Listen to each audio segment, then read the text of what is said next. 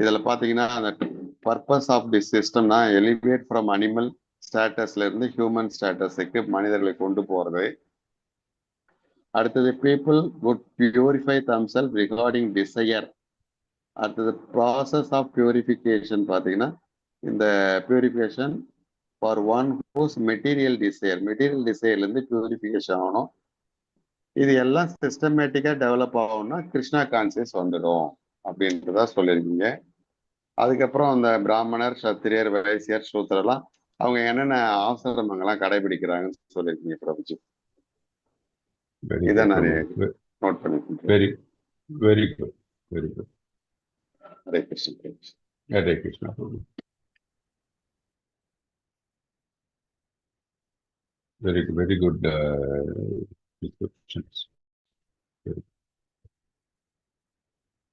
I'll just go live stream.